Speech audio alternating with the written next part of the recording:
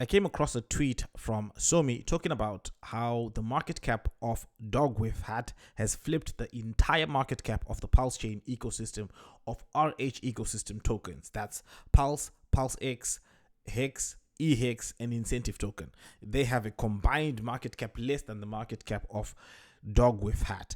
And it was really something that is eye-opening because of this. The way bull runs happen is that they don't all happen at once. It happens in phases. Specific tokens pump, a specific niche will pump, and then another niche will pump. And this tells me that if you are looking for cheap assets, they are definitely in the niches that have not yet pumped hard. And so far we've had mostly meme coin pumps, but it does not mean that fundamentals are gone. It seems as though we are now saying that, come to a point of saying that, well, fundamentals are a thing of the past. Now with this new innovation, you don't need fundamentals. All you need is to put a hat on a dog and you're going to become extremely wealthy.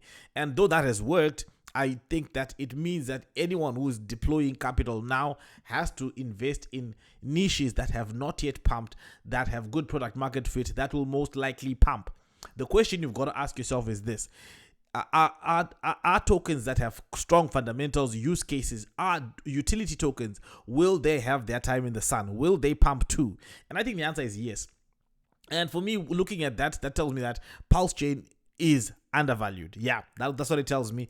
If you have DogWifHat flipping the entire ecosystem, at least the entire RH ecosystem, it tells me that it is kind of undervalued.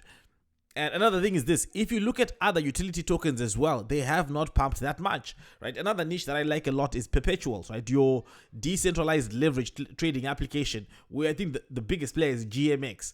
And when you look at GMX right now, it hasn't really pumped strongly. Now, if you start to go on other alt chains, if you start to go other chains, from the bigger chains, you start to go to your BNB, the leverage plays on BNB, on PulseChain, the leverage plays on PulseChain. You start to go on other chains, Base, potentially Solana.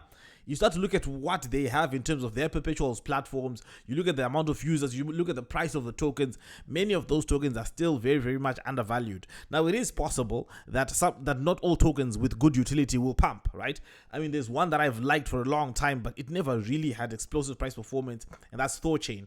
ThorChain was a decentralized cross-chain DEX, but it never really had that explosive price performance. The price performance was kind of like always weak, but the fundamentals were really strong. It had lots of strong teams building on it, a lot of Bitcoiners. It had Binance working on some stuff with ThorChain. So there are a lot of really strong players that were backing them, but the token never really had much price performance.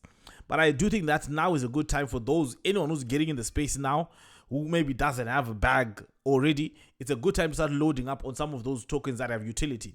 Now, that's not to say DogWifHat will not pump again, but if I was to compare DogWifHat with anything, I would say DogWifHat is doing what Dogecoin did in the previous run.